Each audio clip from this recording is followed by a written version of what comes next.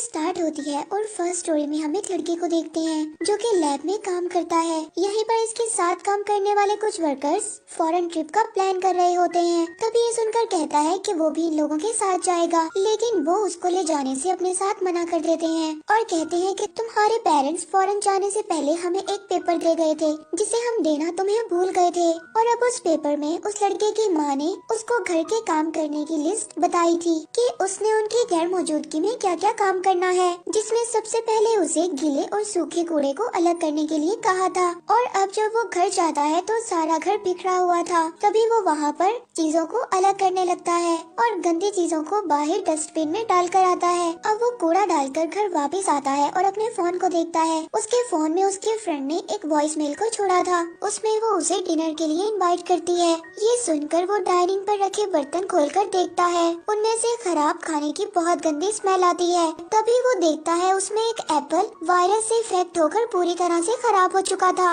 उसे भी उस कवर में डालकर तैयार होकर बाद में अपनी फ्रेंड से मिलने के लिए निकल जाता है। और अब वो रास्ते में एक रिसाइकल बास्केट देखकर वहाँ पर उस कवर को डाल देता है। वहाँ पर सभी लोग गंदी चीजों को डाला करते थे, इसी वजह से उस एप्पल में कुछ रिएक्शन होने लगता है। और अब एक कंपनी वाले उस बास्केट को वहाँ से ले जाकर उन चीजों को रिसाइकल कर देते हैं और उस कचरे को गाय के खाने में बदल देते हैं। और अब वो चारा वहाँ पर एक गाय खाती है। तभी उस गाय का ऑनर उसको मार देता है और उसके गोश्त को एक होटल में बेच देता है। उसी होटल में वो लड़का और उसकी फ्रेंड खाना खा रहे थे। उनकी टेबल पर ही ग्रिल लगा होता है और वो उस खाने को बहुत ज्यादा एंजॉय कर रहे होते हैं और उस ग्रिल पर फ्रेश गोश्त पक रहा होता है। तभी उसकी फ्रेंड इन सब चीजों को अपने फोन में कैप्चर करती है। वो लड़का पूछता है कि तुम ये सब क्या कर रही हो। तभी वो लड़की कहती है कि मेरी लाइफ में होने वाले एक एक मोमेंट को मैं कैप्चर करती हूँ और यही मेरी हॉबी है। और जब ये खाना खा रहे होते हैं तभी वहाँ पर एक सर्वेंट आकर उनको गाय का लीवर पेश करता है। यही इस होटल की स्पेशलिटी है। ये कहकर वो लड़का उस लीवर को खा जाता है। तभी उसके मुँह में कुछ अटक जाता है। निकालने पर पता चलता है कि ये एक एप्पल का छिलका था। और अब वो ये सोचता है कि कैसे गाय के लिवर में आ गया और फिर से वो खाना खाना स्टार्ट कर देता है। और फिर वो एक पार्क में बैठकर बातें करते हैं। तभी वो लड़का अपनी फ्रेंड से पूछता है कि तुम मुझे क्यों पसंद करती हो। और उसकी फ्रेंड उसको जवाब देती है कि तुम बहुत मासूम हो, इसीलिए मैं तुम्हें पसंद करती हूँ। तभी उस लड़के की शक्ल में कुछ बदलाव नजर आता है और लड़की उससे पूछती है कि ये तुम्हें क्या हुआ है। तभी दो लोग पार्क में खड़े उनकी तरफ बॉल को फेंकते हैं। तभी वो लड़का गुस्से में खड़ा होता है, लेकिन उसकी फ्रेंड उसको रोक लेती है कि हमें इन लोगों के पास नहीं जाना चाहिए और कहती है कि हम यहाँ से चलते हैं। लेकिन वो लड़का अपनी फ्रेंड की बात को नहीं मानता और उन दोनों लड़कों के साथ झगड़ने के लिए चला जाता है। और अब वो दोनों लड़के उसको बहुत जोर से मारते हैं, उसको गले से उठाकर नीचे फेंक देते हैं। वहीं पर उस लड़के को वॉमिट होती है और गाय का लीवर उसके मुंह से बाहर आ जाता है। तभी उसकी फ्रेंड उसको बचाने के लिए किसी को कॉल करती है और मदद मांगती है। अब उस लड़के की बॉडी में कुछ अजीब सी चिंचिंग हो रही थी और अब वो लड़का उन दोनों लड़कों को बहुत जोर से मारने लगता है। और अब उसकी फ्रेंड ये सोचती है कि क्या ये ऐसे भी कर सकता है। और अब उसकी फ्रेंड को बहुत ज्यादा हैरानी हो रही थी उसको ऐसे देखते हुए और वो उसकी यहाँ पर तस्वीरें बनाती है और फिर वो वहाँ से भाग जाती है। अब ये लड़का अपने फ्रेंड को फोन करता है और इन सब चीजों के बारे में बताता है और उसका फ्रेंड उसको बार में आने का कहता है और यहीं पर सारी प्रॉब्लम्स को डिस्कस करने का कहता है। वो भी वहाँ पर जाने के लिए निकल जाता है। और अब इस पार्क से निकलने के बाद जिन दो लोगों को मारा था वो अजीब तरह से दूसरे लोगों के पास जाने लगते हैं। और अब वो लड़का लड़की सोचते हैं कि ये हम दोनों की तरफ क्यों आ रहे हैं। उनके पास आते ही ये दोनों ज़ॉम्बीज बनकर उन कपल को काटने लगते हैं। और दूसरी तरफ उस लड़के की फ्रेंड बस में ट्रैवल कर रही थी और उसको भी वॉमिट स्टार्ट होती है। और उसके बाद वो सभी लोग जिन्होंने उस रेस्टोरेंट का खाना खाया था उन सबको वॉमिट हो रही थी और अच्छे भले लोग एक दूसरे से बात करते हुए लड़ने लगते हैं। यहाँ पर वो लड़का आराम से चलते हुए बार के अंदर आ जाता है। यहाँ पर बहुत सारे लोग मस्ती में डांस कर रहे होते हैं और अब वो अपने फ्रेंड को सारी स्टोरी सुनाता है कि वो इस बारे में नहीं जानता कि उसको क्या हुआ है। उसके फ्रेंड ने शायद वाइन को इतनी ज्यादा ज्यादा पीली थी कि उसे उसकी बातें समझ नहीं आ रही थी। तभी वो उसको इग्नोर करता हुआ डांस करने के लिए ले जाता है। दूसरी तरफ उसकी फ्रेंड के चेहरे पर भी अजीब से निशान आने लगे थे। वो अब लड़के को कॉल करती है, लेकिन ज्यादा आवाज की वजह से वो उसकी कॉल को नहीं सुन पाता। लेकिन उससे यहाँ पर भी नहीं रह जाता। वो घर जाने की सोचता है। वो वहाँ पर परेशान होकर एक आदमी को बहुत जोर से मारने लगता है और उसे 2-3 लोग उठाकर वहाँ से बाहर फेंक देते हैं। और यहाँ पर जिसने उस रेस्टोरेंट का खाना खाया था वो सभी लोग ज़ॉम्बीज़ में बदल रहे थे। और वो लड़का भी बगैर इधर उधर देख के चलता जाता है। उसका फोन भी गिर जाता है,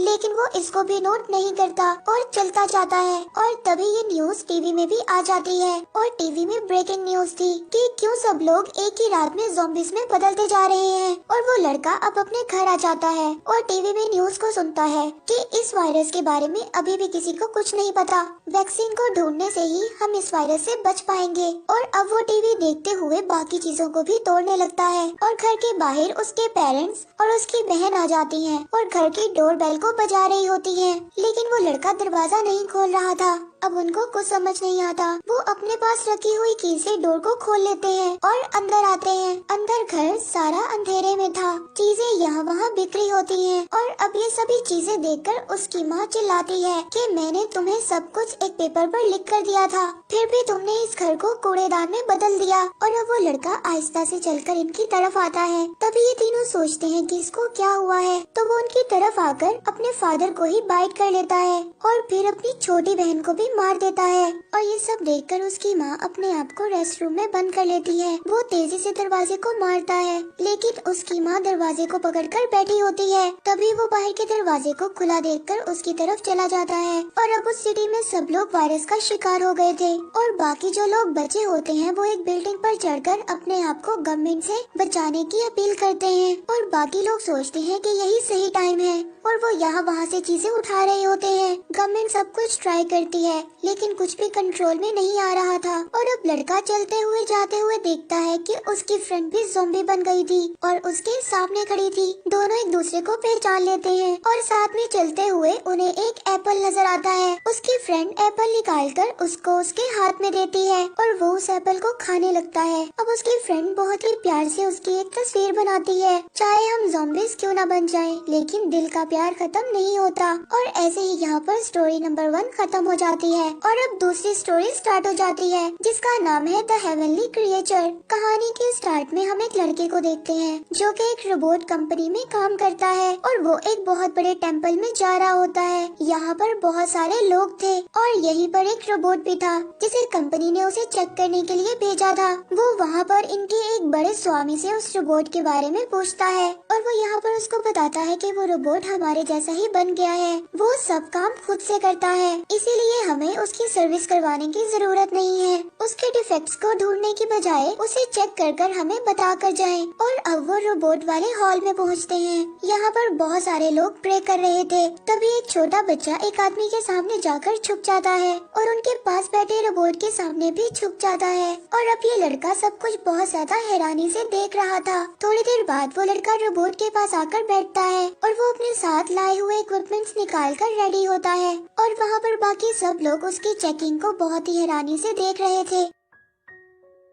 और अब इसी टेम्पल में एक लड़की भी होती है जो कि इन सब चीजों को बहुत ही हैरानी से देख रही थी। और अब लड़का रोबोट को चेक करके बोलता है कि इसमें कोई डिफेक्ट नहीं है, ये अच्छी कंडीशन में ही है। तभी रोबोट उसको कहता है कि मैं नॉर्मल हूँ, ये बात मैं जानता हूँ, लेकिन तुम टेंशन में हो। लेकिन वो लड़का उसको कहता है कि मैंने 100 से ज्यादा रोबोट्स को ठीक किया है, इसीलिए मेरे लिए इस रोबोट को ठीक करना कोई बड़ी बात नहीं है। यहाँ पर रोबोट उस लड़के को बताता है कि मुझे टेम्पल वालों ने खरीदा है और मैं यहाँ पर बिल्कुल ठीक हूँ, तो तुम्हें कंपनी वालों ने मुझे चेक करने के लिए क्यों भेजा है? और यहाँ पर किसी ने भी मुझे रिपेयर करने के लिए नहीं बुलाया, तो तुम्हें कंपनी ने क्यों भेजा? अब रोबोट उस लड़के से पूछता है और अब वो ये सुनकर बहुत ज्यादा हैरान हो जाता है। और अब वो लड़का उन लोगों से कहता है कि आप सब लोग इस रोबोट को गॉड मानते हो, और अगर ये सब सुनकर वो अपने आप को गॉड बोलेगा तो फिर इस रोबोट के इस डिफेक्ट को ठीक करना होगा। तभी वहाँ पर एक आदमी उस लड़के से सॉरी बोलता है और कहता है कि शायद हमें ये लगा था कि आप इस रोबोट को देखकर खुश होंगे, लेकिन आपको बहुत ज्यादा गुस्सा आ गया। अगर हमें इस बारे में पता होता तो हम आपको कभी न बोलते। लेकिन तभी वो लड़की उस लड़के से कहती है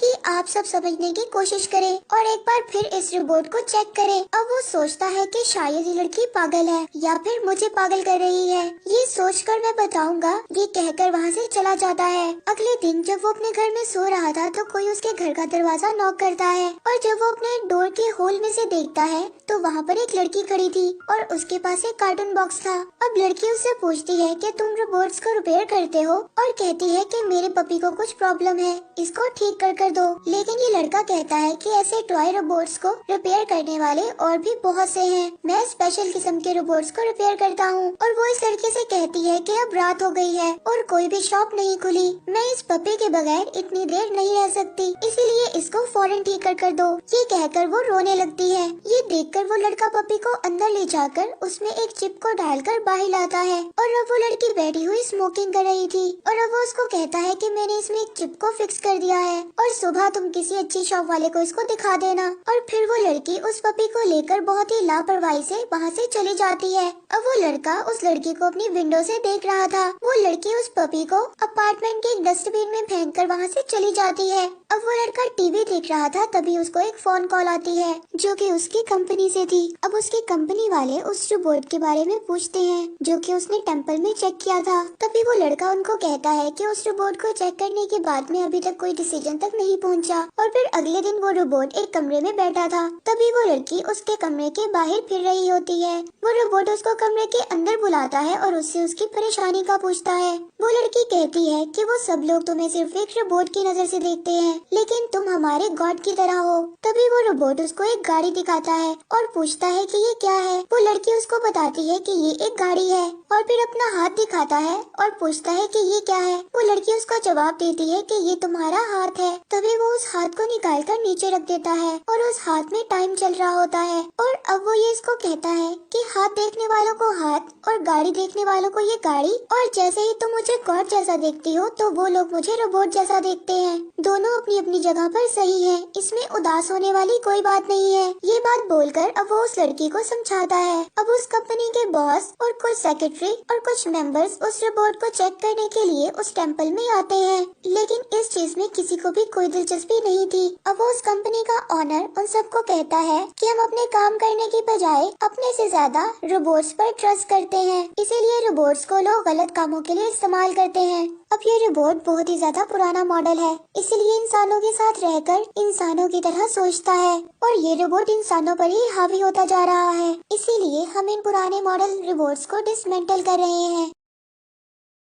वहाँ के सभी लोग बहुत ज्यादा इनसे आर्ग्यू करते हैं और अब उस कंपनी का ऑनर कहता है कि आप लोगों ने पैसों से जरूर इस रोबोट को खरीदा है, लेकिन बनाया इसे हमारी कंपनी ने है और बनाने वाले को ही मिटाने का हक होता है। अब वो लड़का उस रोबोट के सामने आकर खड़ा हो जाता है और अपने कंपनी के मेंबर से कहता है कि इस रोबोट को डिसमेंटल मत करें, लेकिन वो लोग उसको मारकर धक्का दे देते हैं। लेकिन रोबोट दोनों मारने वाले गार्ड्स को मार देता है। फिर रोबोट उन सबसे बात करता है। अब रोबोट इन सबसे कहता है कि मैं इन सबको मारकर यहाँ से भगा सकता हूँ, कि इंसान अपने सामने जैसे ही जिन चीजों को देखते हैं वैसे ही सीखते हैं और रोबोट्स भी ऐसे ही हैं। अगर आप अच्छे हो तो कोई भी हम बुरे काम को नहीं सीख सकते, गलत सोच आप ही से शुरू होती है। अगर डिसमेंटल ही करना है तो सबसे पहले इंसानों को डिसमेंटल करना होगा और मुझे इतना ज्यादा जीना जरूरी नहीं है। और अब वो उनके गॉड के स्टैचू के सामने बैठकर अपने आप को टर्मिनेट कर देता है और अब वो लड़का उसके पास जाकर चेक करता है तो उसकी सभी लाइट्स ऑफ होती हैं। उसने खुद ही अपनी कहानी को खत्म कर लिया था। वो ये बात समझ जाता है। ये देखकर वहाँ के सभी लोग बहुत ज्यादा उदास हो जाते हैं।